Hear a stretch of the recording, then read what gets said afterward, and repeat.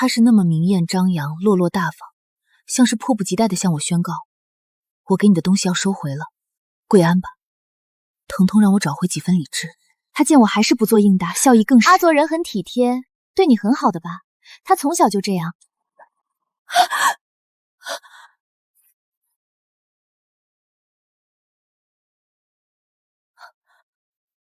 婉婉，姐姐做错什么了？婉婉，你疯了吗？我说过我和阿梅之间什么都没有，你为什么不信我？他是谦谦君子，哪怕动怒都留有几分余地。从他开口起，我就输了。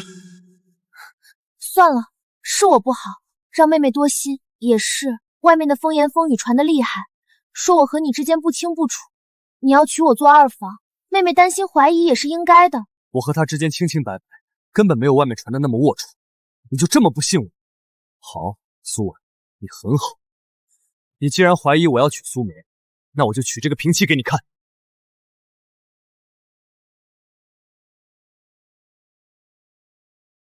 妹妹，你看，你的7年比不上我的一滴眼泪。我赢了，心好痛，痛到最后麻木了，看着他那张得意的脸。在我记忆中，弟弟葬身虎口后的那张重叠，我捂着头，把到喉头的血吞了回去。苏梅，我还没输。多福把我所有的贴身物品，把我珍视多年的画像、诗文一股脑都丢进炭火里。是，我的疼痛一阵阵的翻涌，吐出来的血中沾杂了肉块。多福，别哭。扶我出去。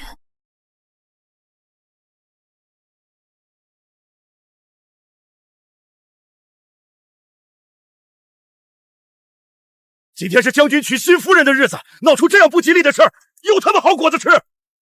多福，马车走了吗？小姐，车走了，离将军府远远的了。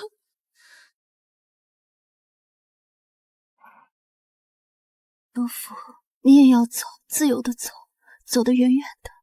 我死后，把我烧成灰，撒满我家乡的小山坡。等秋天到了，满山都会长出小黄花，很漂亮。小姐，我死了，身体很轻，飘飘扬扬，竟是飞到了京城的上空。一股莫名的力量牵引着我越来越靠近将军府。也好，现在我死了，我想看看以我的死亡铸就的刀会刺苏梅的肉，刺的有多深。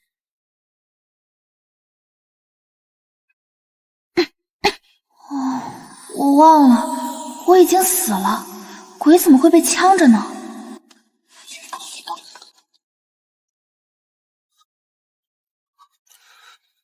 他一定是在笑我这个不成气候的对手，还不等他动手就彻底出局。阿旭，别太伤心了，这只是个意外。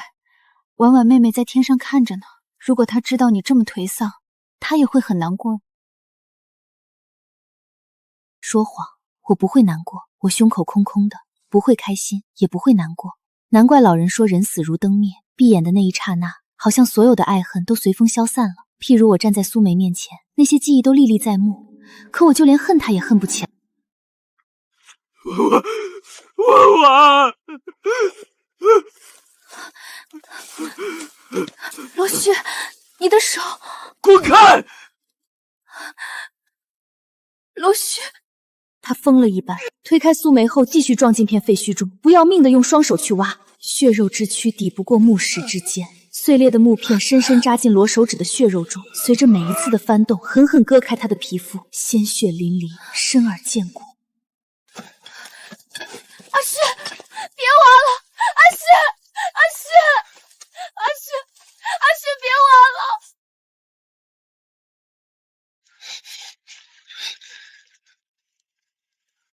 没有，为什么会没有？阿旭，你到底怎么了？你对婉婉说了什么？她是在难过吗？我好像理解不了。婉婉说了什么？死过之后，我丢了很多东西，记忆明明都在脑海里，可那些能调动出数不尽情绪的记忆，此刻就是像一潭死水，翻不起半点波浪。没有啊，什么都没有。怎么会没有？如果你没有对婉婉说什么，她怎么会出事？她怎么会？我真的没有，什么都没有。阿旭，你信我啊！我和妹妹是血亲，我怎么会故意害她？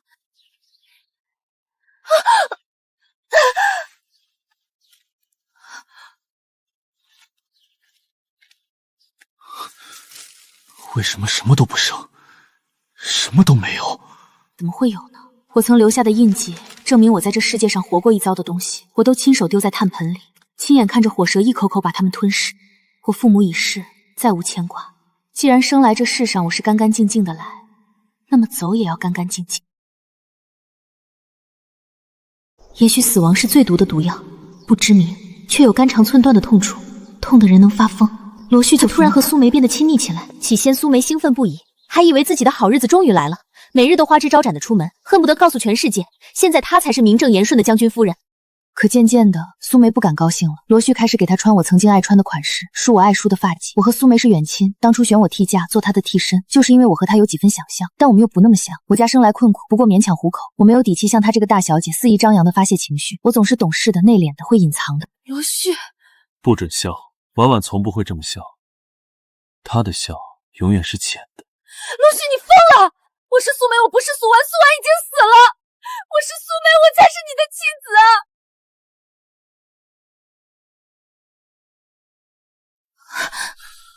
以后不许这么说话。婉婉永远温言细语，她是恬淡的，从不会张扬。以后不许大步走路，不许大声说话，不许指手画脚，不许挤眉弄眼。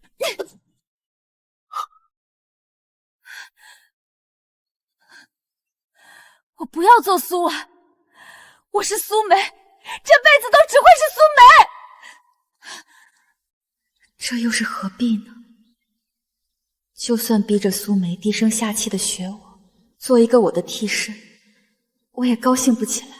我早就没有开心的资格了，我已经死了。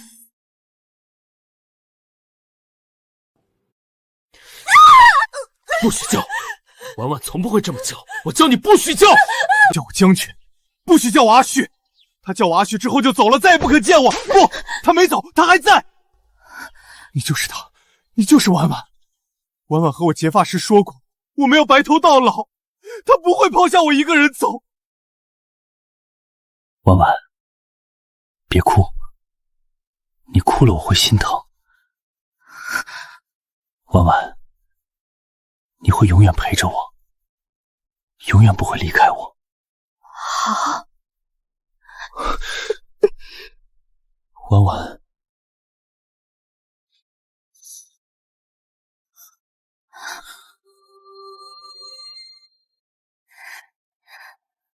将军，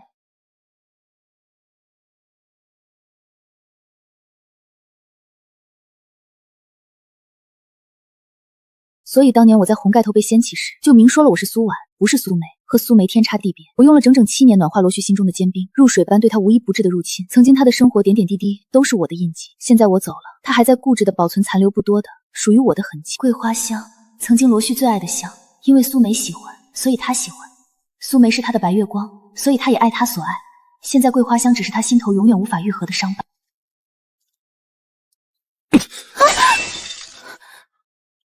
你用了桂花香？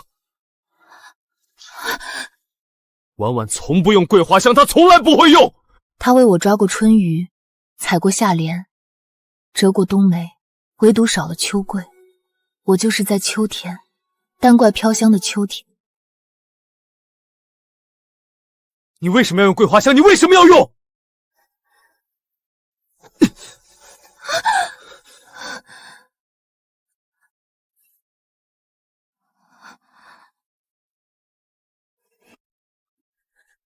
你不是婉婉，再怎么刻意模仿，你都不是婉婉。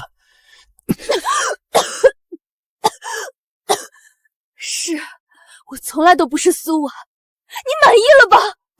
你爱的人是我啊，应该是我苏梅啊。苏婉已经死了，她是过去式了。你那么照顾我，你为什么现在要这么对我？为什么？我了解苏梅的秉性，也知道怎么伤害她才最让她痛。我的刀就是罗旭，他现在心中都是我。苏梅不管说什么，他都不会为他产生半分怜悯。因为你不是婉婉，我根本就不爱你。不爱我？罗旭，你不爱我，为什么让我住在你家？不爱我，你为什么要为我抛下苏婉？不爱我，为什么要给我希望？罗旭，你说啊！你想我说什么？苏梅，你以为我不知道你的打算吗？你为了齐王逃婚，心心念念想做王妃，攀附更高的富贵，可去了齐王封地，他只给你侍妾的名分，你又不愿意了，灰溜溜的跑回京城，还想做我的将军夫人。苏梅，你把我当什么？你都知道。我真不该留你。若不是我想用你测一测婉婉对我的心思，婉婉怎么会永远离开我？你这个伪君子！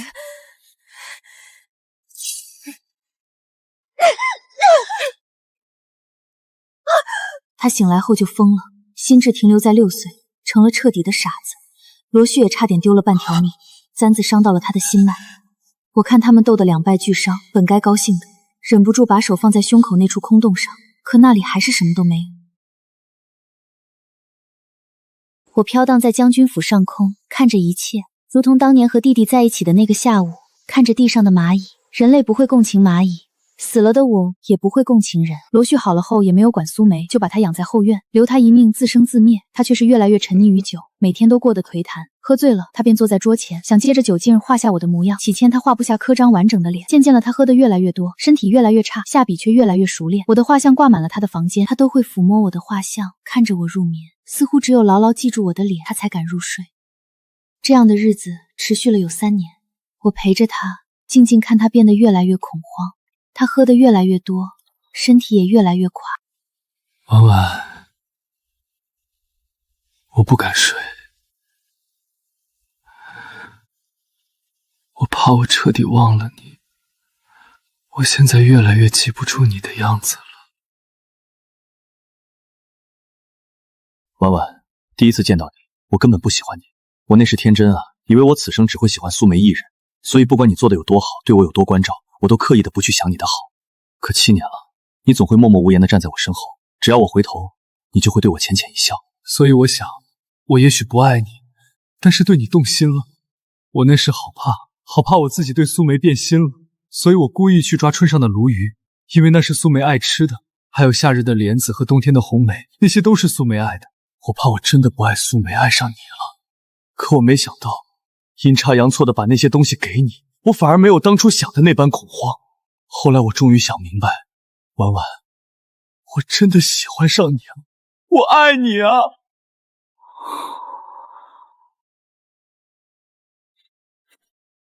启必心情终不起，旧书旧剑久相投。婉婉，我好想你。我心口的空似乎生出了什么东西。3年的折腾，3年的酗酒，终于还是掏空了他的身体。婉婉，我好像要去找你了。找我？心头的空洞快速的弥补，快速的愈合。终于，在他喷出鲜血的时候，我终于能有情绪了。原来从我闭眼的那一刻，丢掉的是对他的执念，所以我才会被牵引来将军府，所以我才在意和苏梅之间的输赢。可听他念下这句诗，我彻底懂了，也放下了。罗旭，我不是旧剑，苏梅也不是心情，或许是我感动了漫天神飞，让我能和他有一次接触。婉婉，婉婉，你是来接我的是不是？罗旭，曾经苏梅走了，你没有得到，所以我是心情，他是旧境。现在我走了，你得而复失，我成了旧剑，他便是心情。不是的，罗旭，你其实谁都不爱。罗旭，我一直在你身边，我什么都看到了。我没有给他说话的机会，我什么都知道，你不用解释。我不恨你，我确实不恨他，但我也不爱了。或许是漫天神佛听到我的祈祷，我身体一片片溢散出光，盖在他的身上，顺着唇渡进他身体里。婉婉，婉婉，我求你别走，婉婉，我不能没有你。别说傻话，到最后了，别在我面前这么没出息。罗旭，我不恨你，这世上最大的惩罚是在无爱的地狱中活着，永远沉沦苦海。我要他永远记着我，永远无爱的活着，长命百岁，万年富贵。罗旭活了很久，也没有再娶妻，总是孑然一身。他不做将军了。外人问他为什么，他说他怕死，他要长命百岁，万年富贵。名震朝野的少年将军一夕之间成了贪生怕死之徒，不少人都扼腕叹息。但不当将军的罗旭真的活了很久，他熬走了自己的父母、自己的弟妹、自己的侄子。在生命的最后一刻，在他床边守着的是侄孙，侄孙现在也是少年将军，武艺还是他教的，与他亦师亦父。他老得奄奄一息，动不了了，还让侄子给他找来一把匕首。帮我刻下2个字，帮我刻上，我怕没有这些会忘了他。罗旭躺在摇椅上，尖锐的刀尖在皮肤上游走，划出阵阵剧痛，鲜血淋漓。匕首在手臂上完成最后一笔时，他咽了气，脸上是笑着的。听后来为他换寿衣的下人说，他除了脖子和身上密密麻麻都是那2个字：苏婉。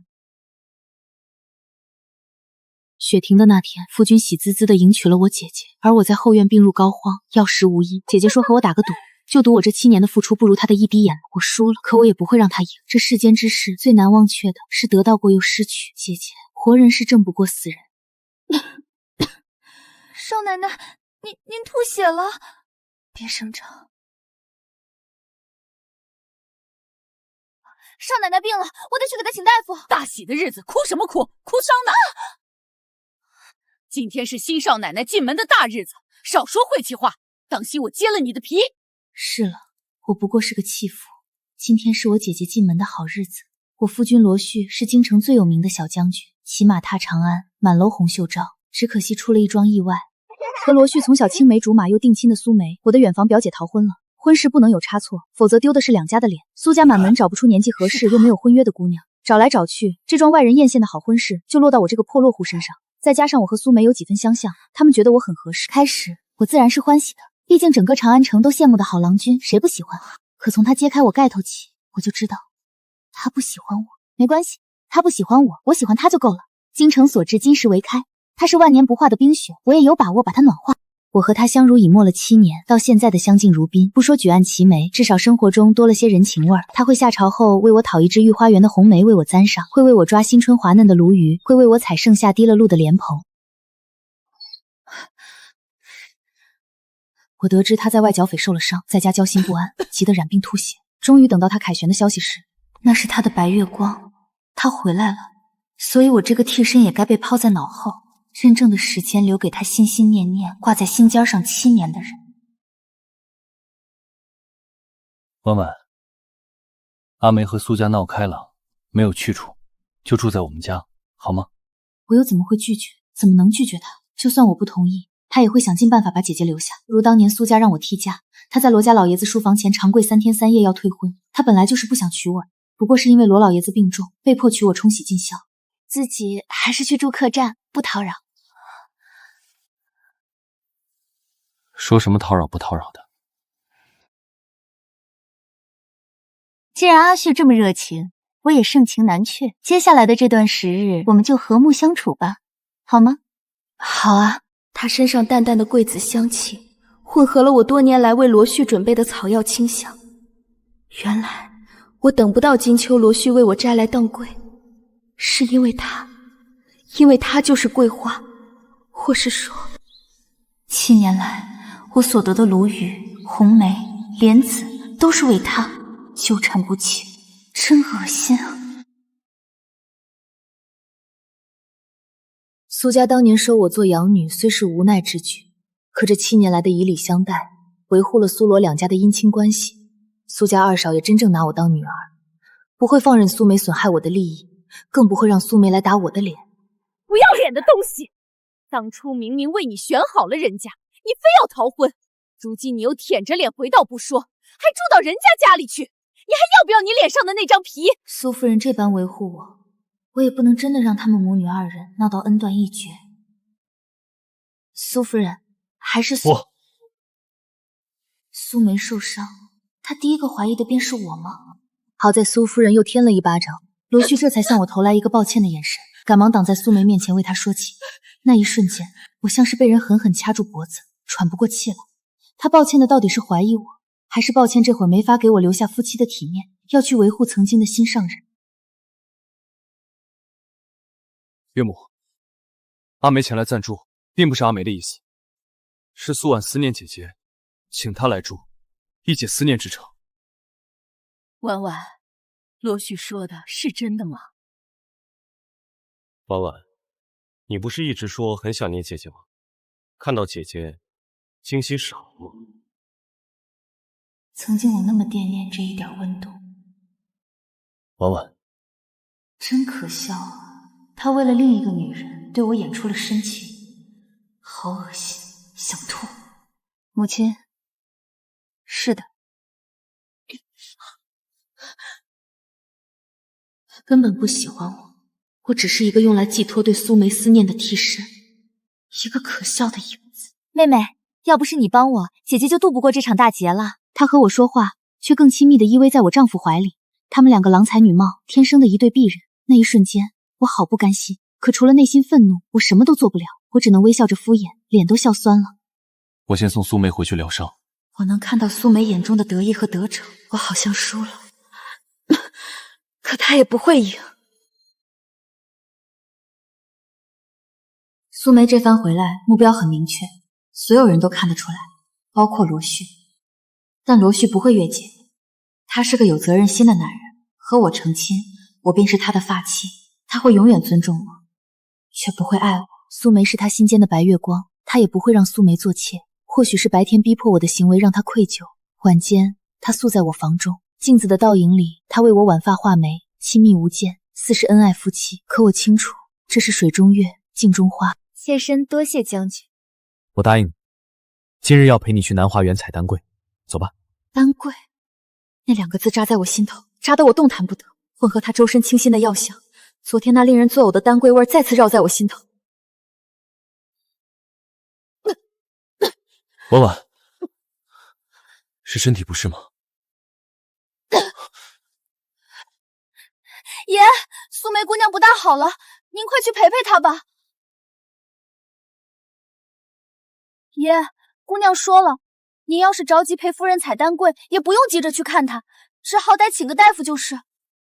我瞬间什么都懂了，什么身体不适都是假的，他只是想光明正大的从我身边抢走这个男人。苏梅啊苏梅，你多聪明啊，算好了时间，算好的人心，可唯独没算准一样，我病得快要死。苏梅的病来得巧，去得也巧，一晚上就好了。这么简单的局，罗旭不会看不出来。他不仅在沙场征伐，更是在13岁至龄时便跟着当今圣上参与夺嫡。他的眼睛雪亮，看得穿诡计，只不过他乐意纵容苏梅，揣着明白装糊涂。怎么病了也不同我讲？晚上听闻你发烧了，吓得我早朝都告了假。婉婉，我和阿梅什么都没有。昨晚我只是在她门口待了会儿，你的丫鬟说你病了，我就赶来了。婉婉，别哭，别哭。婉婉，是我的错，我不应该让你病着还一个人待着。不是的，我不是怪你把我一个人丢下，怪的是你心太小，除了苏梅，什么也塞不下呀。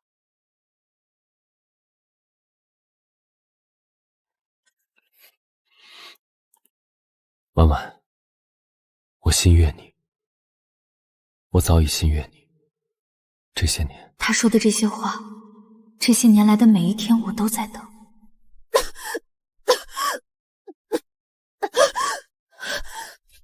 婉婉，我心里是有你的，别气了好吗？好，我不气了，再也不气了。我不想因为他和苏梅之间不宣之于口的暧昧生气了。罗旭，苏婉不要了。婉婉，我晚下来看你，你让大夫先给你看病。那是我7年的坚守，7年的绕指柔，就在秋风中被扫入尘埃里。一把大火后，什么都不剩，胸口的闷痛越来越汹涌，我又吐血了。和我亲近的侍女多福吓得跑出门，她知道今天是御赐太医为将军老夫人把平安纸的日子。小丫头不知病理，她只知道太医是给宫里的皇上娘娘们看病的，那必定是最好的大夫。我叫不住她，只能捂着嘴，任由不受控制的鲜血染红我半边衣襟。少奶奶，我好没用。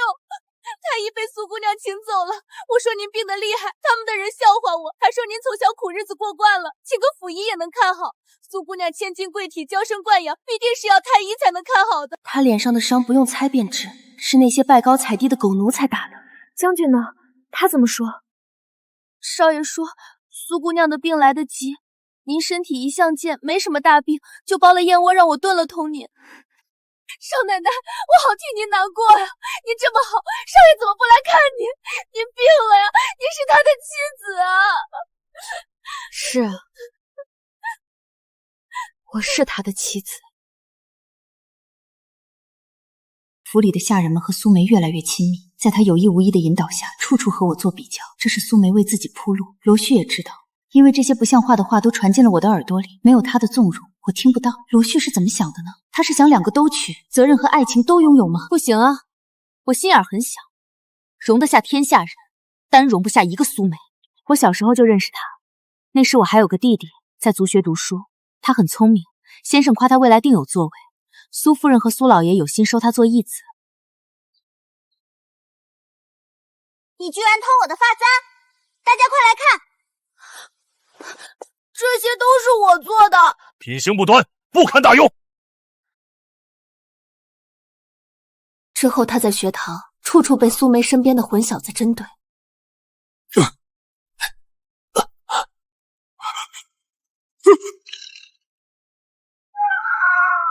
我想找苏梅要说法，真可怜啊！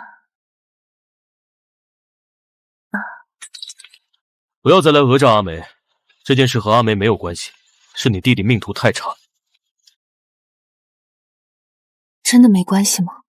就算我不要求苏梅不在收养当天陷害我，只要苏梅在事后说一句不要针对我弟弟，她也不会葬身虎口。苏梅就是我的孽，我的劫，现在我要渡劫了。我命不久矣，我死后以罗旭对苏梅的态度，以整个将军府上下对苏梅包容的态度，她就是未来的少夫人。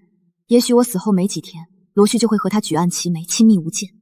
我的心眼不仅很小，也很坏，我不想她好过，所以我把她单独约到院子里。妹妹，病可好点了吗？她还像没事人一样同我嬉笑，一双单纯的眼里看不到半点杂质，不像我太累了，眼中只有化不开的愁。看来妹妹是病好了，如今也能来见我了。阿血之前还跟我讲你身体不好，让我这个做姐姐的多关照你，帮帮你。以后我也来帮你管家，帮你的忙，你就安心养病。最开始毁了我家希望的是他，逃婚导致我替嫁受尽白眼的是他，现在跑回来偷桃，夺走属于我一切的也是他。抓住那个死丫头！她怀里抱的是少奶奶的骨灰！快！啊！别说了，活要见人，死要见骨！你敢跑，老子今天打死你！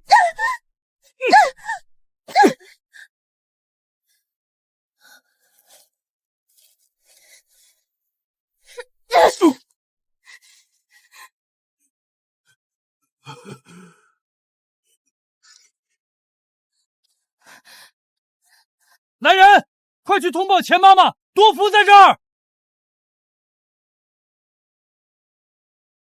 我越过呆矮的土墙，跳进后山的树丛，右脚的布鞋卡在树根里，我用力一拔，脚出来了，鞋留在了原地。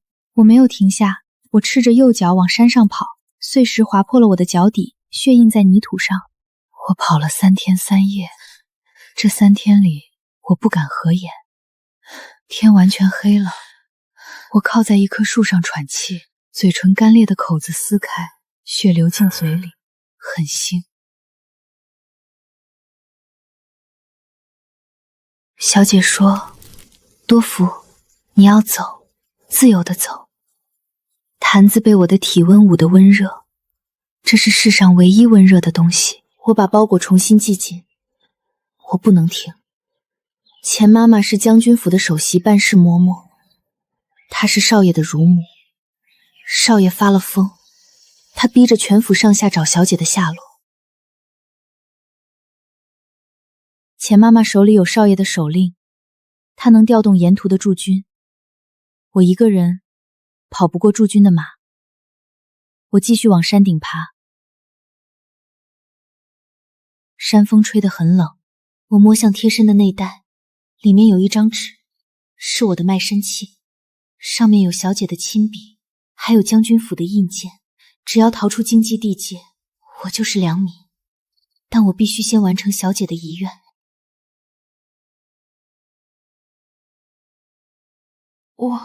我伺候了小姐7年，我清楚她爱吃什么，我清楚她怎么给少爷熬药，但我不知道她的家乡在哪儿。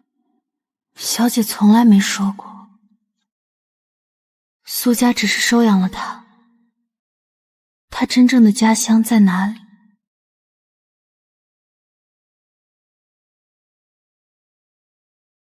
搜！少爷下了死命令，今天找不到少奶奶的骨灰，我们全得掉脑袋！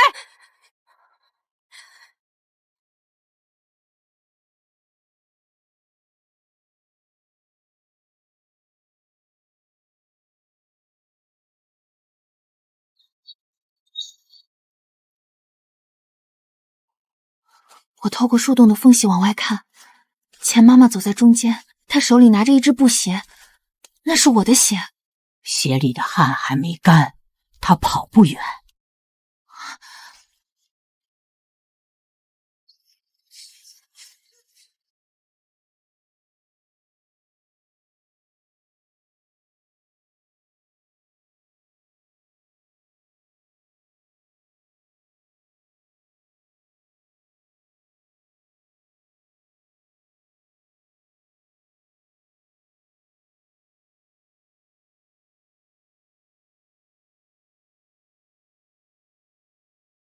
钱妈妈，这儿有个树洞。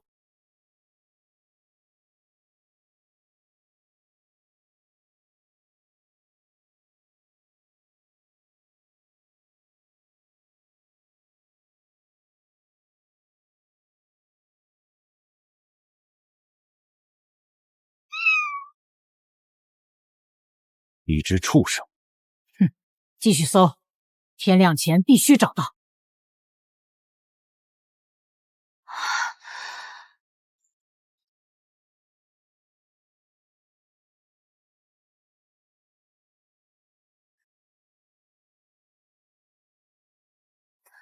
大娘，我逃荒来的，能搭把手吗？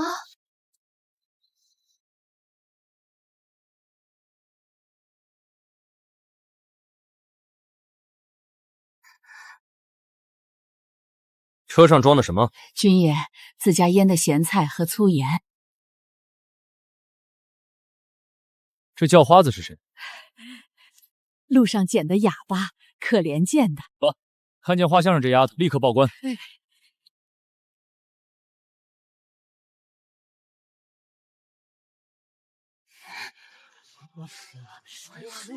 一个丫鬟值500两，这军府疯了。听说少奶奶被火烧得连灰都不剩，少爷受了刺激，非说这丫鬟偷了少奶奶的贴身物件。泥巴干了，掩盖不住我本来的模样。我的手比一般丫鬟白净，这是破绽。我换上小厮的衣裳，把头发盘成小厮的发饰，把骨灰罐用粗布重新包好，背在背上。我走出铺子，站在十字路口，看着街上人来人往，我不知道该往哪儿走。婉婉，得空了，我带你回你家乡的小山坡看看，那里的黄花开得最盛。苏夫人知道，但我不能回京城。将军府的人布下了天罗地网，我只能先往南走。避开经济的驻军。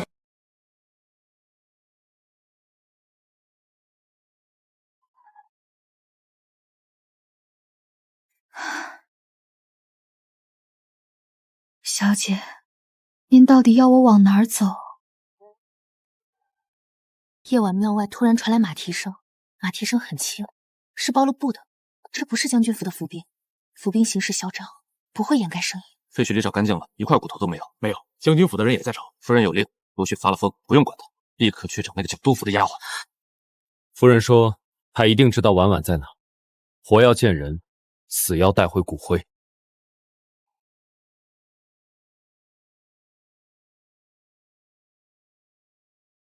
是苏家的家教。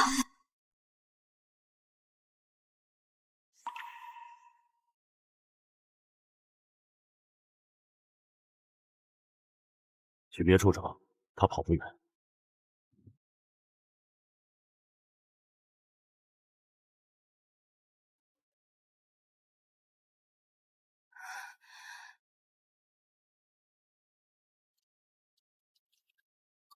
南边清水县出了大官的夫人，后来死了，可惜。清水县穷乡僻壤的，还能出大官夫人？说是姓苏，嫁到了京城将军府，那排场。清水县青字。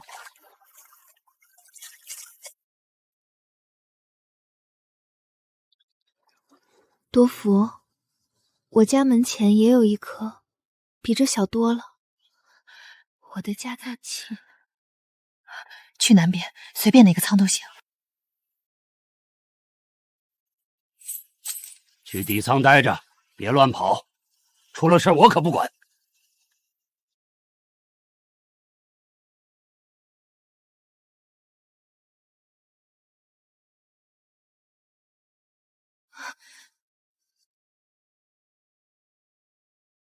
不是船夫，搜船，所有人都滚下来！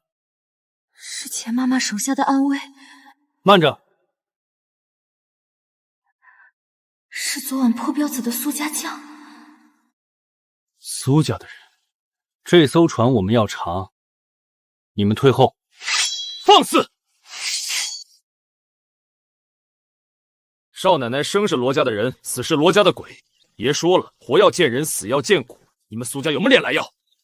婉婉是苏家的女儿，罗旭逼死她，苏家足绝不答应。哼！上面的人在争夺小姐的骨。钱妈妈有令，少爷亲自手令在此，沿途驻军皆可调动。你们苏家敢拦将军府办事，罗旭算什么东西？脚步很重。夫人有令，带回婉婉小姐的遗骨。少奶奶是罗家的人，她活着的时候罗旭不珍惜，如今死了，骨灰当然归苏家。一边是逼死他的风少爷，一边是只把他当棋子的苏夫人，包裹的礼仪还带着他的疑问。官军办案，闲杂人等滚开！是驻军来了，开船，快开船！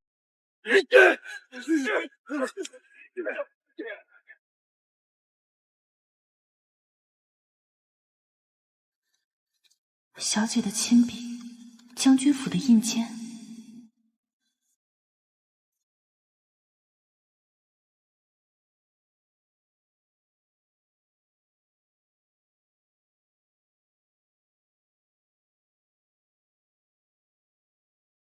纸上写着清泉村。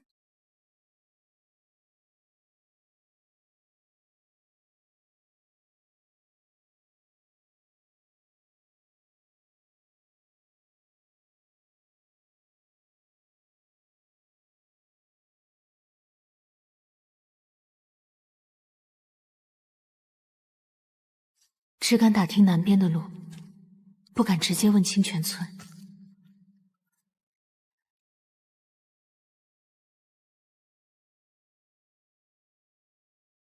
走了2天，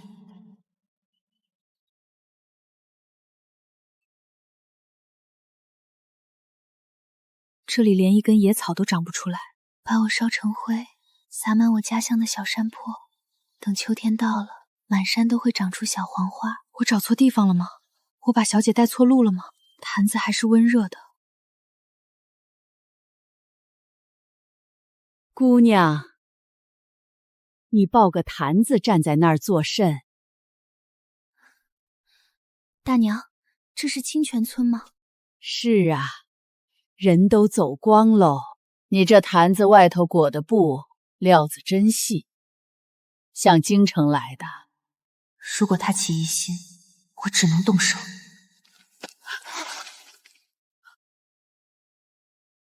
这花纹，这是苏家娘子眷用的缠枝莲纹，里面刻了个婉字。大娘，您认识苏家娘子？怎么不认识？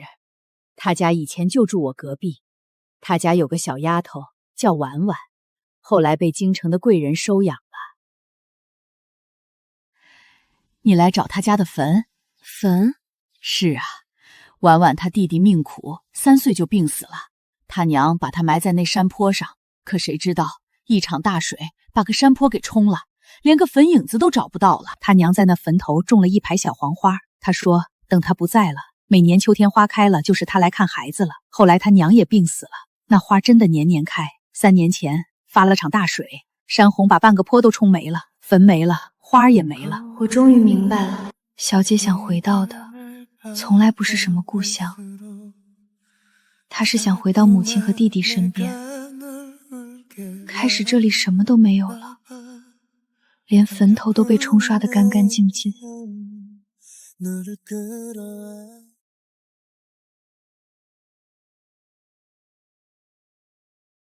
多福，你要走，自由的走，别哭。我死死咬着嘴唇，直到尝到血腥味。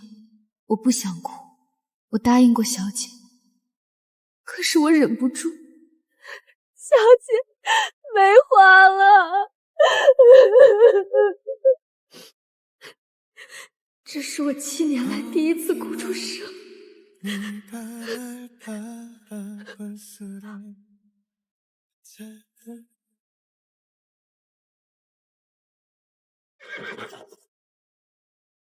前面那个跪着的，把东西放下。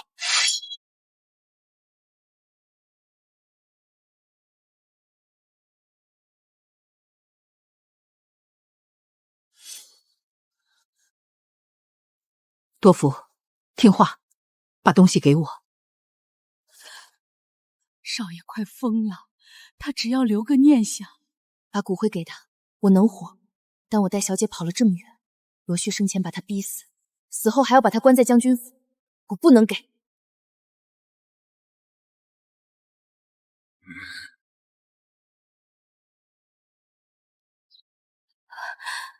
婉婉，苏夫人，这是将军府的家事，少爷有令，带回少奶奶的遗骨。罗旭有什么资格？夫人，得罪了。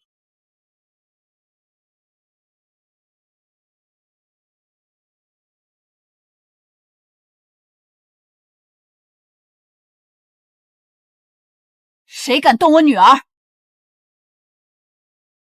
苏夫人想小姐回苏家厚葬，钱妈妈想带小姐回将军府交差，他们都在抢，但小姐哪儿都不想去。我必须说出来。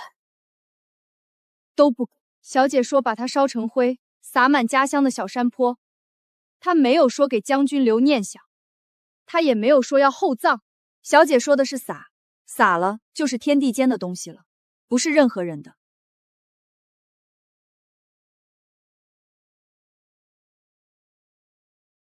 可这山坡什么都种不活了。我来种。你拿什么种？这里什么都没有。我一定会让这里变成以前的样子。他们可以强抢，暗卫和家将加起来有几10人，我护不住，但我赌他们不会。苏夫人要的是女儿安息，钱妈妈要的是给罗逊交差，这片废墟就是最好的答案。大娘，当年那棵黄花树还有根吗？当年大水冲下来，这根树枝挂在我家房顶上，自己发了芽。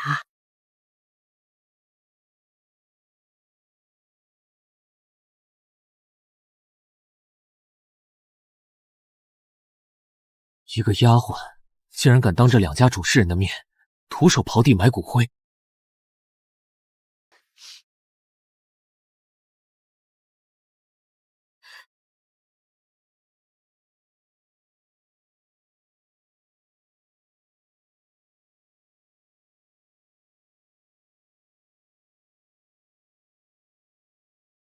多福，等秋天到了，满山都会长出小黄花。小姐，种下了。苏夫人走向村口的石匠铺，2个时辰后，2名家将抬着一块青石碑走过来。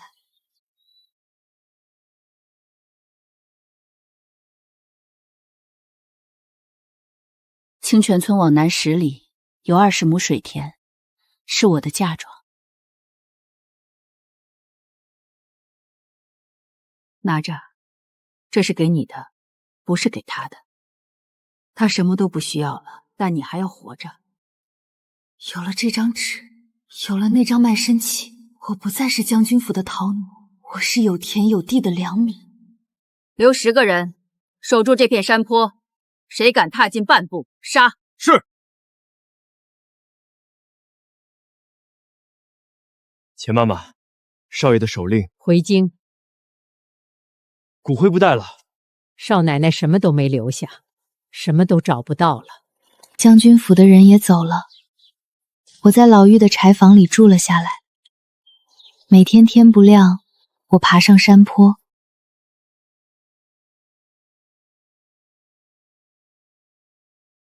小姐，天亮了。小姐，今天出太阳了。小姐，再等等，花会开的。春天过去了，夏天过去了，天气越来越热，黄土坡被晒得开裂，树苗没有死，但也没有长高1寸，树枝干枯，连一片叶子都没有。如果花不开呢？如果这片废土真的什么都种不活呢？我辜负了小姐，我把她留在了这个连草都不长的地方。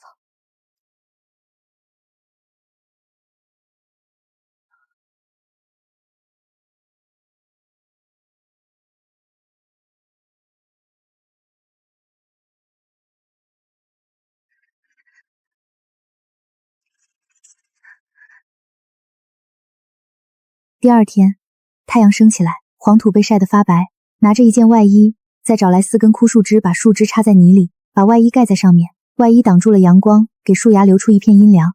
提着水桶下山，每天打桶水，浇在树根周围。第5天，天阴了，下起暴雨，泥水顺着山坡往下冲。我拿着铁锹，跑到树干上方，我用力挖土，挖出一条临水沟。泥水冲进我的眼睛，我睁不开眼。我继续挖，引水沟把泥水排向两边。雨停了，树芽保住了。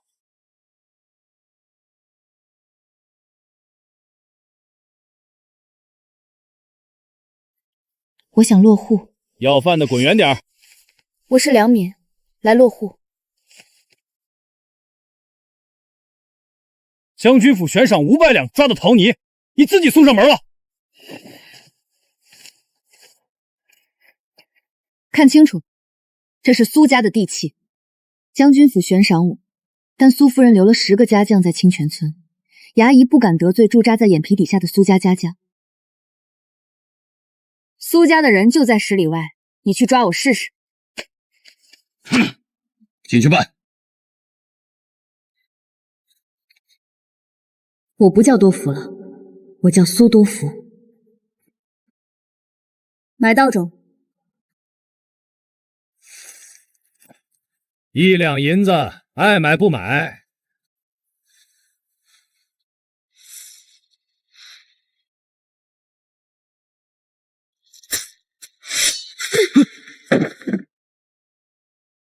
拿新种，按市价。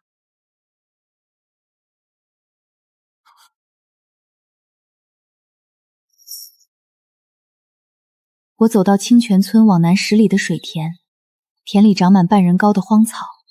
我脱下鞋，踩进泥水里。我挥动镰刀，割断荒草，草叶划破我的手臂，流出血。我没有停，我把20亩水田的荒草全部割完。我的手心磨出血泡，血泡破了，变成硬茧。我挖开水渠，把河水引进田里。我把稻种撒下去，3个月过去了，秋天到了，推开柴房的门往外看，我愣在门槛上。